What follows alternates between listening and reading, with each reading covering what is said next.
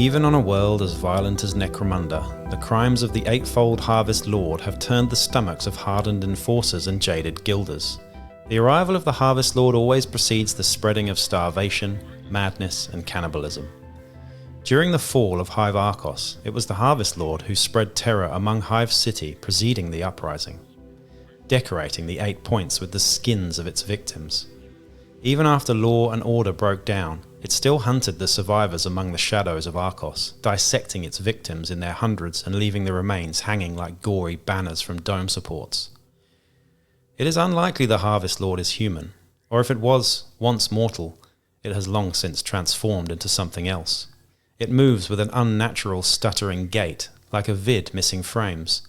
Its tall, lanky form wrapped in fluttering strips of human skin as it advances upon its prey. The Harvest Lord's bladed fingers click and twitch, its head, face hidden behind a hideous mask, and 2 wide demonic grin, twisting from side to side. It is said that the Harvest Lord is drawn to the most vicious acts of murder, eager to spread the blood of the living, and on Necromunda, there is no shortage of blood to be spilled. Hello and welcome back to Wellywood Wargaming. My name is Damon and this is the series where I'll be exploring all of the Dramatis Personae and hired guns in the game of Necromunda. This one is a big one, a definite tier 1, absolute big bad man, level 10 big boss guy. And that is the Eightfold Harvest Lord. A cool little bit of lore there. Of course, this guy came out in the Book of Judgment, I believe. So you can pick up the Book of Judgment to find this guy's rules. I think it's the Book of Judgment anyway. Pretty sure it is. But correct me if I'm wrong down below. But before we get into this video, again, please do like, share, subscribe, and check out the Patreon as well to support me doing more of these videos. We are only in the E now as we go alphabetically through all of these guys. Just to point out as well, I'm not actually doing the House Agents until after I've finished the Dramatis Personae. There are tons of agents as well, but I'll do them in a separate sort of series. For now, we are just doing the Dramatis Personae, hired guns, I suppose. Now this guy, the Harvest Lord, the Eightfold Harvest Lord, cool name, kind of cool model if I'm honest. This one's been out on Forge World for quite a while. He's a bit different to your typical sort of like fairly squat, broad looking corpse grinders. This guy's a bit taller and lanky as you can sort of see in the fluffy description there as well. Terrifying. The idea of this guy is absolutely terrifying. Is he a demon? Is he a possessed sort of guy? What the hell is he? Who knows? But he certainly is an out-and-out hard bastard, so we'll have a look at those stats now. He's movement 5, which is average. We've got a weapon skill of 2+, which is, of course, fantastic in close combat. Ballistic skill of 6 up, though. He's never using any guns, doesn't have any, doesn't want to, doesn't need to. He's got strength 4, toughness 4, both excellent. 3 wounds, which is fantastic as well. An initiative above average of a 3+. 3 attacks, which is also great, and the mental stats are leadership 7, cool 5, willpower 6, and initiative 7+ there as well. Now the weapons this guy comes with are paired heavy chain cleavers, which are some of the best weapons in the game. Not only are they paired, which means that doubles your attacks characteristic on the charge, meaning this guy gets 8 attacks on the charge, hitting on 2s.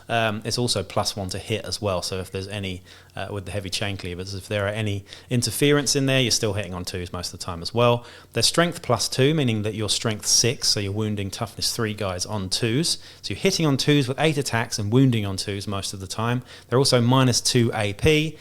And 2 damage as well with the Sever trait.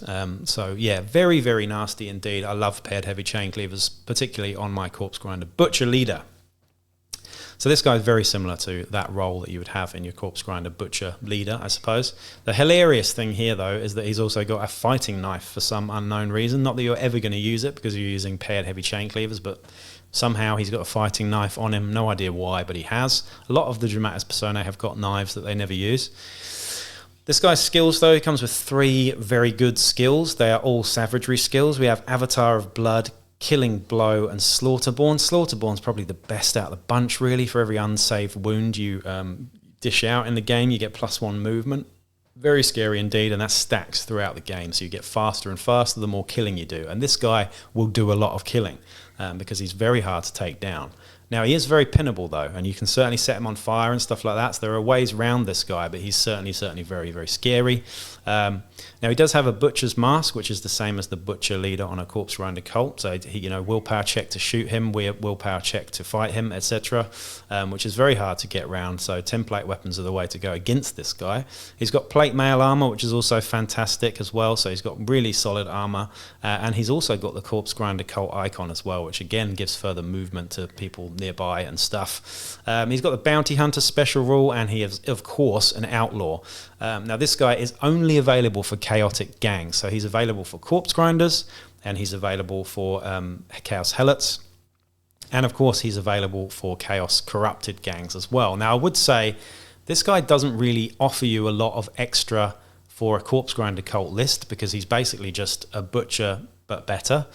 So if you're missing your leader, this guy might be a good stand-in for him at 205 credits, I believe, something like that. So he'd be a good stand-in if you're missing your butcher, but he doesn't really offer you anything new as a Corpse Grinder cult player. This guy, however, would make a fantastic outcast leader in a sort of like baby Corpse Grinder sort of gang with outcasts, cheap fodder, and this guy running around doing some absolute work.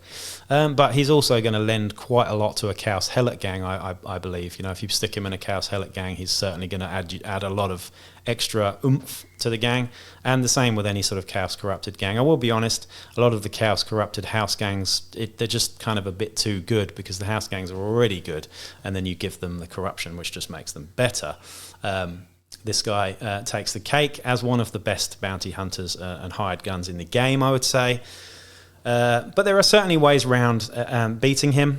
The model, let's have a look at the model quickly. I think the model's quite nice. It's certainly not one of the best of the Forge World bunch. I haven't got this one in person, so I can't really give it a proper spin, but I do think the paint job on a lot of these Forge World characters is doesn't really show off the level of detail that I like to see on these guys. So maybe if I get hold of it, I'd like it more. But I certainly do like the miniature. It's okay. It just hasn't jumped out to me as one of the ones that I want to buy. I'd probably rather convert this guy if I can. But I do like the he just looks incredibly cornate, and his sort of hooded mask is pretty cool there as well. We've got a severed head stuck onto one of the shoulders, and two sort of wrist-mounted heavy chain cleavers there as well. So really, really cool.